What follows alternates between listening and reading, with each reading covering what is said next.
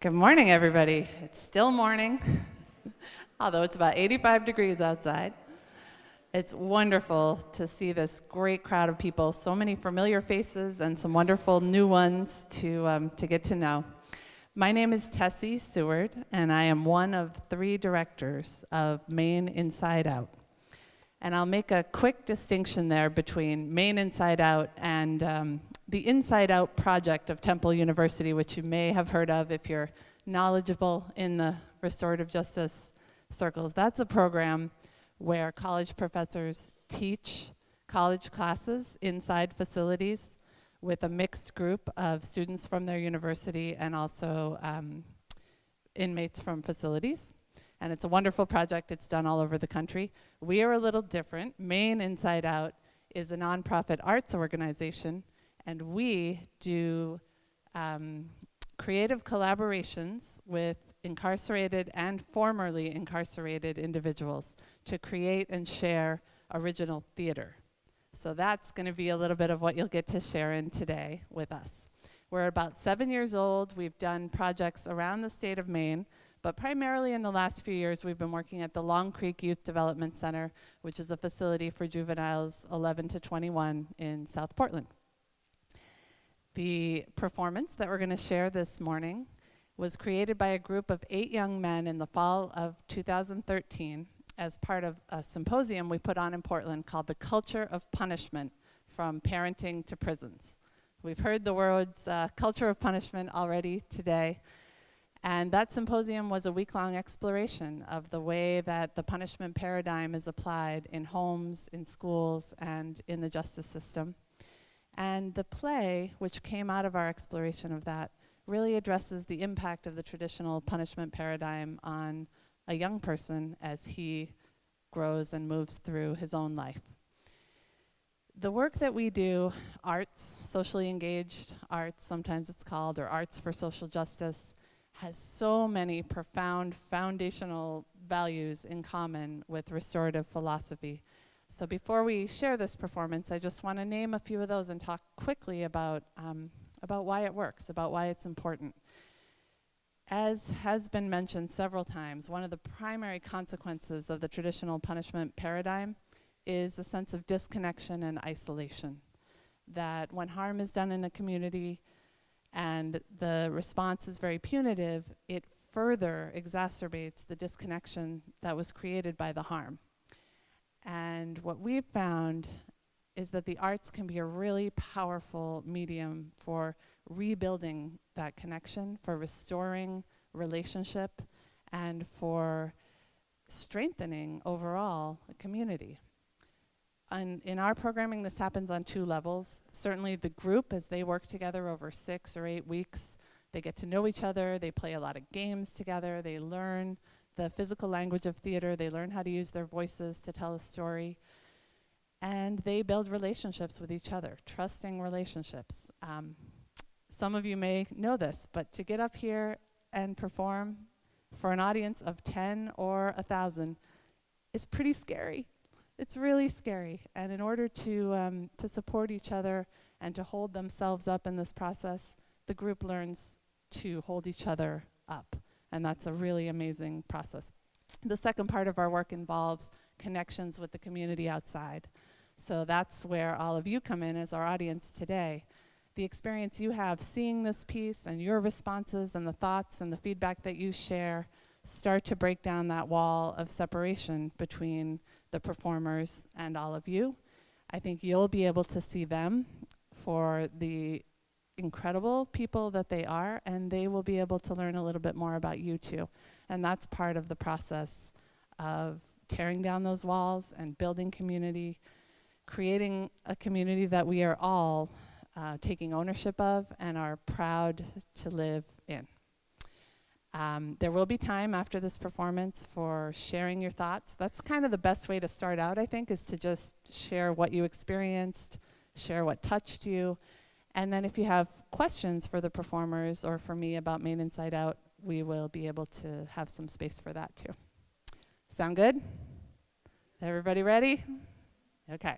The original title of this play was Journey Through Punishment. There's only one original member of the group performing for you today. The other ones have, in some cases, moved on from the facility. In other cases, were not able to be here today. So this is a group of young men who have been performing this a little bit more recently, some of whom just got to practice their parts for today very recently. But they are confident and excited to share this, and I think you're going to enjoy it very much. So please welcome the Forgotten Ones, as they've named themselves, and Journey Through Punishment.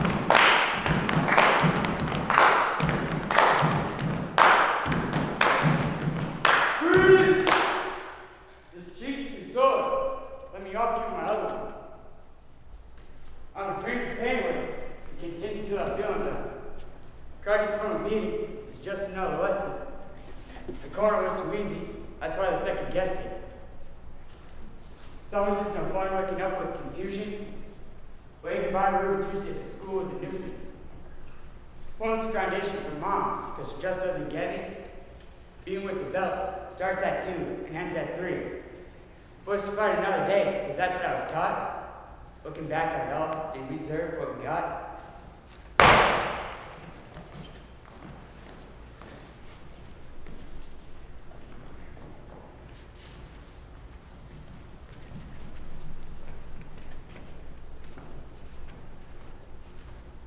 Just 6 years old, a curious little boy. His grandfather's favorite antique airplane hanging from the ceiling. When he pulled his string, its wings flat. In all his curiosity, he pulled its string too hard and it fell from the ceiling. In his grandfather's rage, he gave it one furious slap and sent him crying to the corner. All he could do was apologize. I'm sorry, Grandpa, I tried. If I don't teach him now, I'll also be behaving. Now about 13, he told his dad he was doing well in school. So, his dad told me to take him out to the Ruby Tuesdays as a treat. On the way there, he got an unsuspected phone call from the English teacher, telling him he wasn't doing as well as he thought. So he hung up the phone and turned the car around. As he pulled up to the house, he got out of the car and yelled, and sent him to his room. As he sat on his bed, he knew it was coming. When it was over, he gained the nerve to ask his dad if they could go back to Ruby Tuesdays.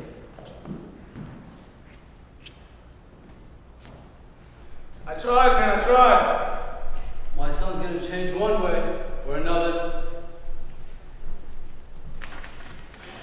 Now about 16, he found himself in the principal's office. The principal's frustrated because this hadn't been the first time this week he'd seen his face in his office. And in a rage, these words left his lips. You were wrong, kid, and someday you're gonna end up in prison. Yeah, I hope I do. I'm glad I don't have to deal with this kid anymore. No one cares about me. Shortly after this, he walked outside. And a kid that was known for dealing in the streets waved him over. Decided he'd take him underneath his wing. Hey, you woman. Yeah, you come in. What's up? What's going on, man? Man, look like you're struggling right now. I'm struggling a lot, man. Alright, I got something so you can get some money right here. Well, really, man, I appreciate this, man. Thanks. Alright, man, alright. Well, man, I'm about to put this kid to work. finally, somebody to care for me. Alright. Things started to go wrong with his new friends. And about a year later, he found himself on PO's office went across state lines to see his pregnant girlfriend, but his PO just wasn't having it, and simply responded with a big no. This isn't my fault. Plus, I don't really care. Yeah! Well, I don't care either. With that response, he decided he'd drink the pain away. His friend stumbled by him in all his struggle and thought he would help him out, or so he thought. Hey, yo. Get up. What's going on, man? You look like trash. And I feel like trash. I said no more. I got something for you to get you back on your feet. Oh, yo, I appreciate this, man. Second time, good looks. Yeah, but this is the last time now. Yo, I got you, man. I understand. Thanks. Man, every day, it's a struggle. My mom. Yo, freeze! Yo, what's going on, man? Come on, what you doing? What's this? Yo, man, it's not mine. It's not mine. I'm under arrest for possession. It's not mine.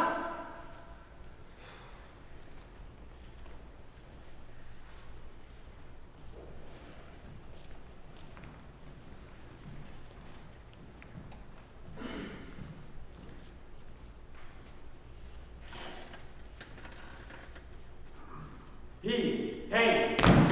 You, unwilling to forgive. Hey, what? I, isolation. S. Shame. H, hostility. M, mental emotional scars. E, enraged. N.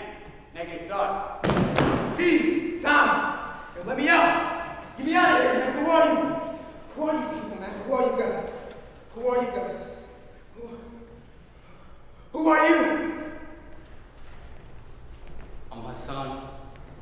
Growing up in the projects ain't easy. Struggling just to get to school. Trying to play this game called life. Who are you? I'm Austin Dad. I have goals just like all of you. I'm also a wrestler, so when you can't find me on the mat, you can find me in the weight room. Who are you? I'm Cooper James. Since I've been locked up, I've lost a lot of loved ones.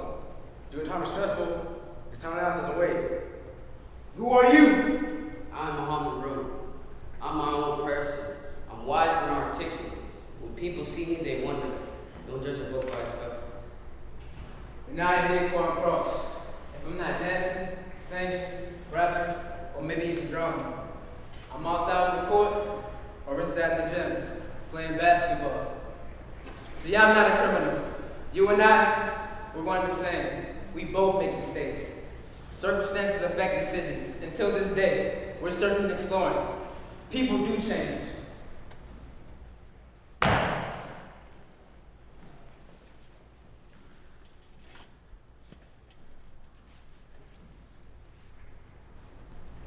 This is our country. What's yours?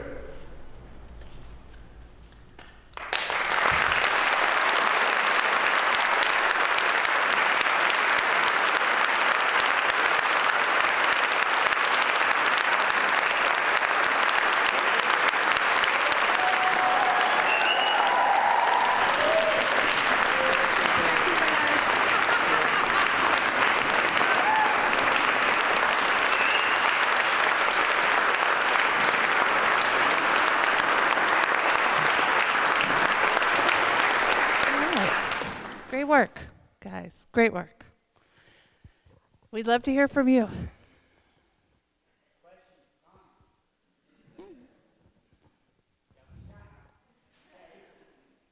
Stand up and speak nice and loud.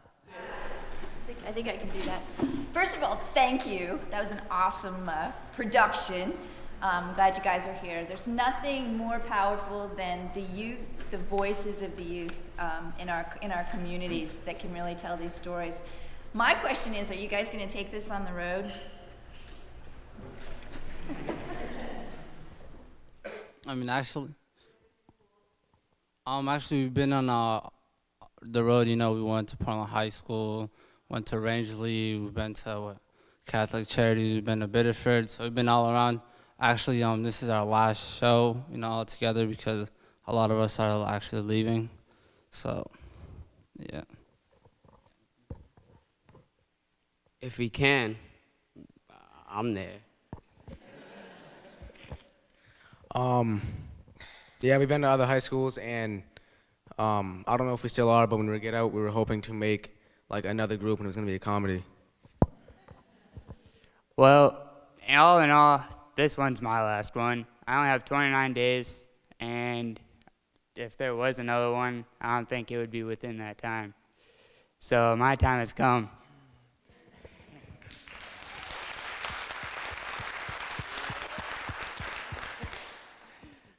This is also my last one too, so not much to say.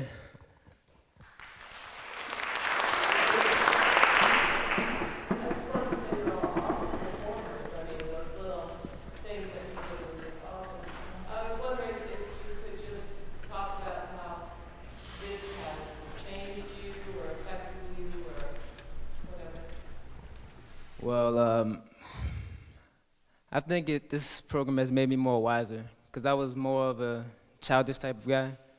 I didn't really want to grow up so fast, but hanging with these guys is kind of hard for that, but this is a good group of guys. I think we've learned a lot, just going out into the world, being incarcerated is just a good feeling, just to give back. See, I like to keep things on edge. I'm unpredictable. So, being with this group, it really opens your eyes to see audience reaction. Like, when I waved you all up, I wasn't expecting you guys to get up. I was expecting for you to go louder, but it worked out. So, all in all, it works out, and if there was another one, I'd be there. I think this program has helped me out because before I got incarcerated, I was more like I was sheltered, and doing this just makes me more comfortable with everybody around me. What really changed me in this group was, it was one word that they taught me, it was redemption, that people can change. And so I realized it and took the chance to change myself and be a good son for my mom over there.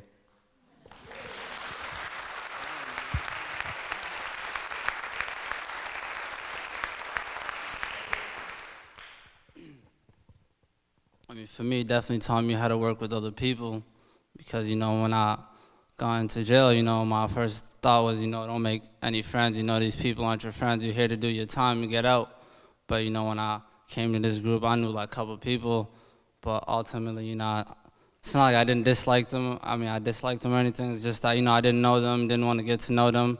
But, I definitely opened up to them. I know them a lot now. I feel like I could say we're good friends. So it definitely, taught me to work with other people and that, just don't judge people. So, that's just definitely something that helped me with. Any other questions? This is my second time seeing this performance. I saw it the first time it was performed, and both times it's had a huge impact on me. I'm still really living. I've worked with your population in Chicago and New York City, and I know most of the guys that I've worked with who were locked up for years, there's no way they would have put it out there like you guys did, and the last group that I saw.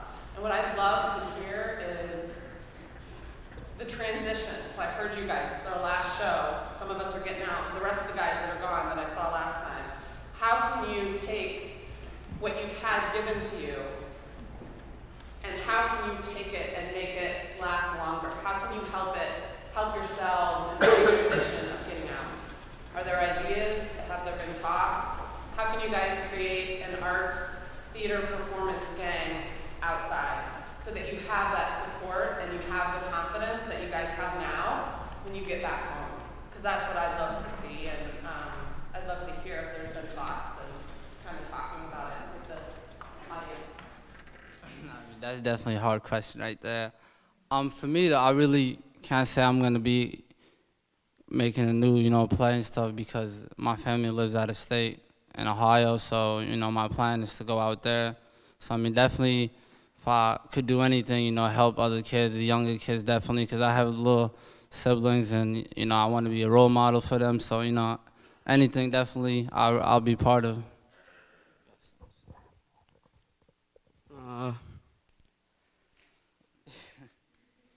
first. We probably need y'all help, because you just doing it for Long Creek, right? Yeah, but if I get out, if any of y'all doing it like an actress or arts, anything, hit me up. I'm there. Yeah, when I had my school reintegration meeting, I told them that I was in this group, and they were like, well, we have a class here, and they do performances and stuff like that. So I signed up to get in that class, so when I get out, I'm going to be performing at my school and stuff.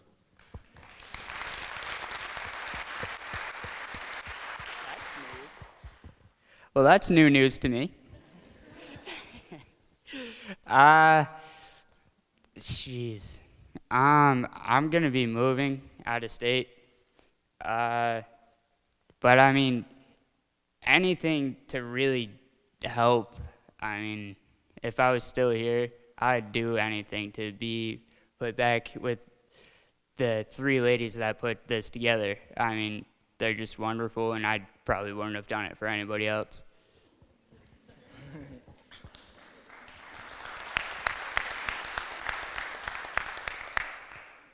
Well, for me, I might be going to Chicago, so I'm gonna try to enroll in the college down there and maybe join their drama class or something.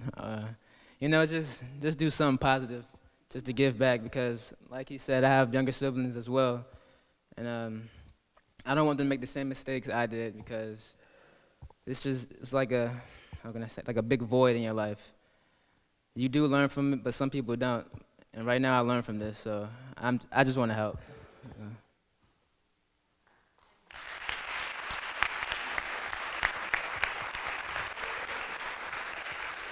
I'll just quickly say in response to that question that while our primary programming right now is inside, this question comes up again and again whenever people see this work. And so re-entry support and planning is becoming a big part of our focus. We've just helped start a Southern Maine Re-entry Coalition that meets on the first Tuesday of every month in Portland. You can learn more about that on our website or give us an email or a call. And then we, right now, are doing our best to stay in touch with individual kids who are getting out and support them. Right before we came in here today, one of our previous members, who's now in Ohio, getting started with school and reunited with his family, gave a call to talk to each of these guys individually and give them a little encouragement and support for getting up here to do this big final show. And we hope to have an outside theater group as well in Portland that will meet once a month at a community location and be a gathering place for people who want to continue doing some of this work when they're out.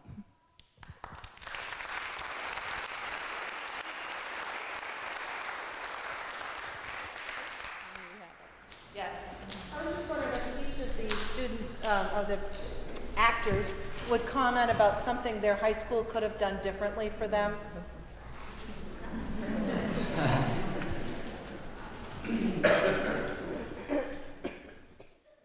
I mean, definitely, for me, I mean, it would have been the suspensions, you know, definitely.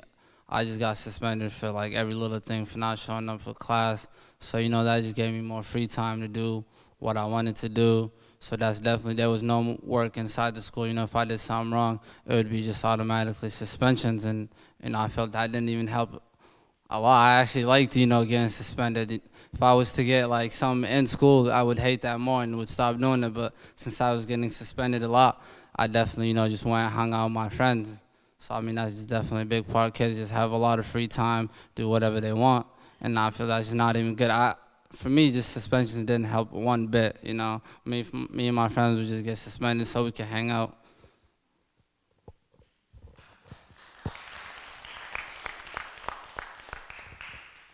You can't really blame it all on the school. I take ownership. Some of it was me, but something that they could have done different was probably talk to the kids. They could have talked to me and try to understand what I was going through.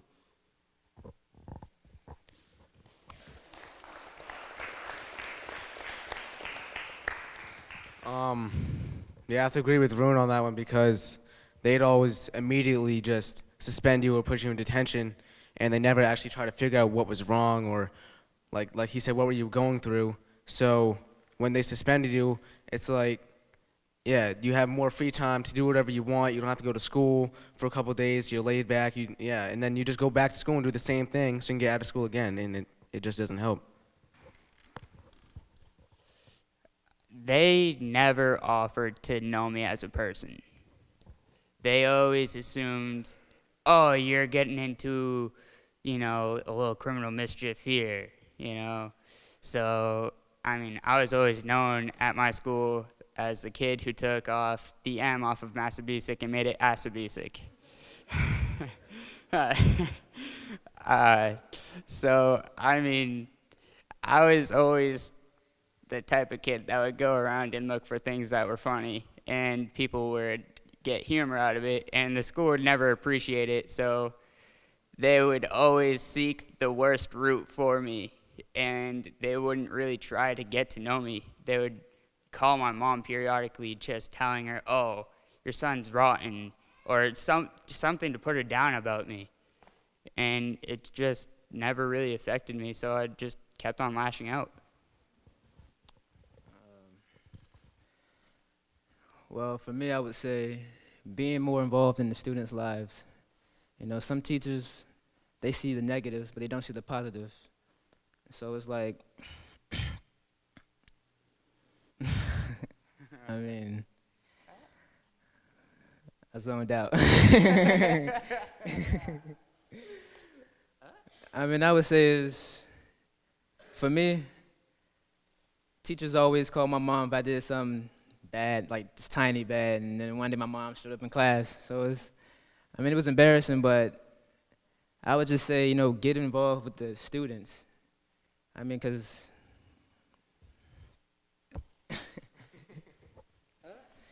oh man, what's the next question? I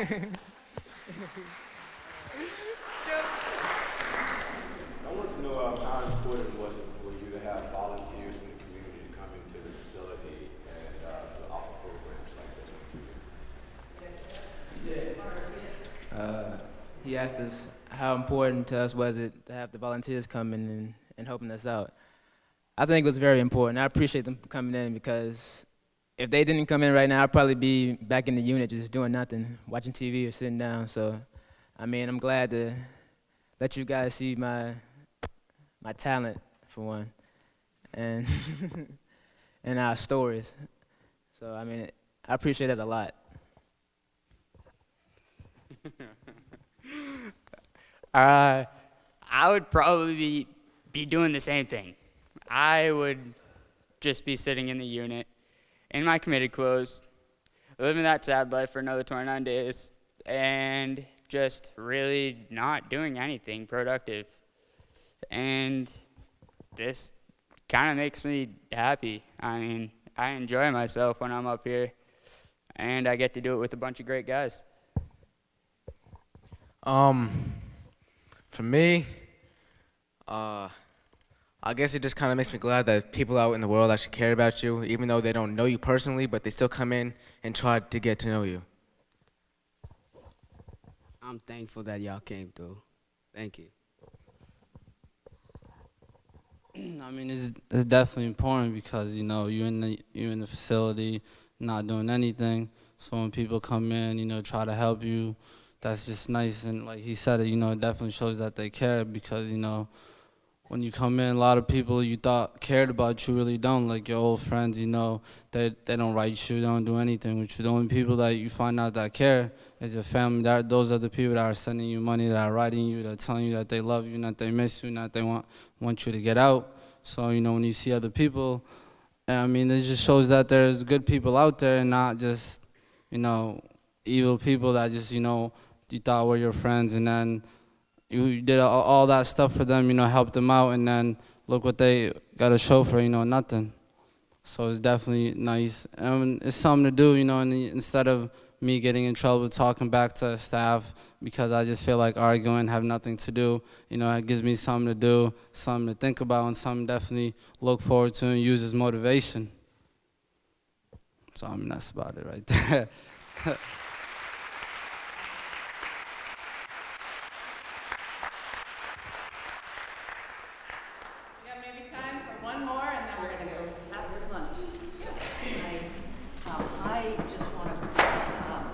honored I am that you have given this audience a moment of just marveling at this particular age group.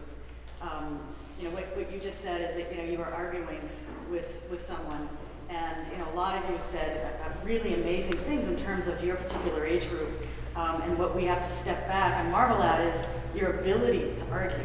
Your mind is thinking in completely different ways. Your relationships are completely different in adolescence. And I get to work with adolescents as well, and I just step back and I think, oh my gosh, see how this young person's thinking, and see what they're able to do with this incredible mind, as opposed to when you were 9 years old and really didn't have the insight that you have right now. So, yay for you for being able to do to do this work, to connect with the arts, to get each other's back, and know that you're going to move out into the world and be incredible adults with your skill sets. So thank you. I'm marveling at you. Thank you.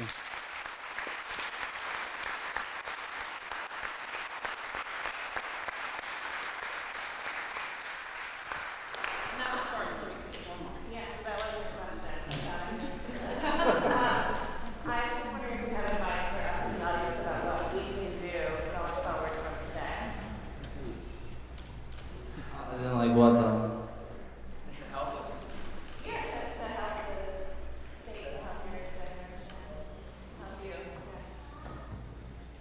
I mean, one thing that, definitely that people could do is, work on the court system, because I feel that, that definitely wasn't helpful for me going through that whole process of, going to court, because, when I was going to court and stuff, my lawyer would come talk to me, and I'd try to argue my points over, why I should get less time or why I should get out. But he never tried to help. He would just be like, oh, this is what the district attorney wants, and this is what's going to happen. If you want to argue about it, you could take it to trial. And, definitely wasn't, that definitely wasn't an option for me at that time. So I definitely, people in that system, definitely need to have people that care and definitely want the kids to change, because they didn't look at me like as you guys do, as a young kid that made a mistake. They looked at me like a criminal that definitely isn't gonna make it, that's probably gonna end up in prison. So, I mean, that's just not look down on me, and that just whole process, definitely wanna help kids and not just put them away, because like at that moment I felt that, nobody cared about me, and I was just in that little zone of myself, so definitely didn't help. So you need, people to care about you when they see that, oh, they're trying to help. I didn't think at all that they were trying to help. I felt like they were against me, that it was war between me and the whole system. Everybody there, even the court, the judge, the lawyer, everybody that was there, I felt was against me. Nobody was with me there. So, in any way that, I don't know if you guys could do anything about that, but like just talk to somebody about that, because I feel that definitely needs to change. I feel that it was corrupt at that moment. That's about it. I mean, just keep doing what y'all doing. Just listen to our stories. Really appreciate that. And if we got like a show coming up, we really appreciate if you guys would be there. Follow her on Facebook, MaineInsideOut.com, right?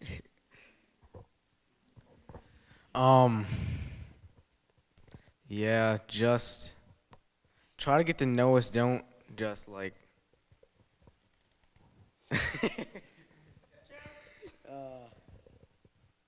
Yeah, that's all I have to say.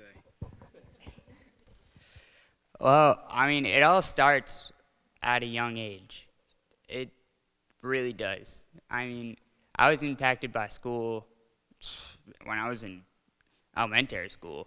I mean, just doing little dumb things out in the playground. I mean, and the principal would take it to the extreme, and I'm like, come on, man, I'm just like a little kid. And then you grow up, and you understand what you're doing, you think about what you do, but you still get the same punishment, and you apologize, and you can prove to the person, but when the person does the worst thing possible to you, you don't want to do anything you can to keep yourself from doing that same thing over again.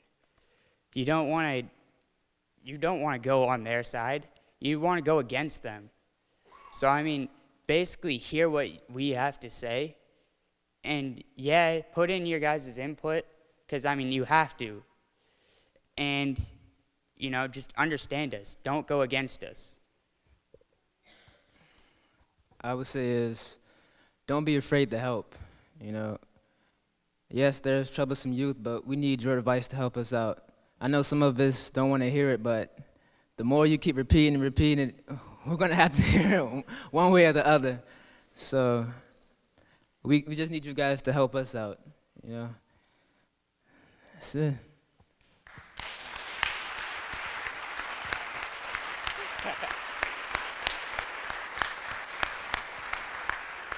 All right, there's two things that I need to do. I need to give one shout out for the group members that started this but couldn't be here.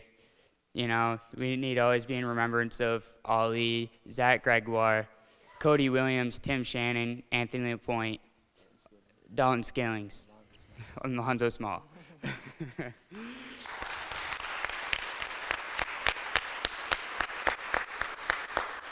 The second thing, this wonderful lady and two other wonderful ladies sadly couldn't be here to see our last performance. But without this lady and the other two, we would not be here. Nobody else would come in and fight for us to go off grounds as hard as she has and the other three ladies have. I want to give them a big round of applause for this lady. Come on, get up, get up, get up, get up.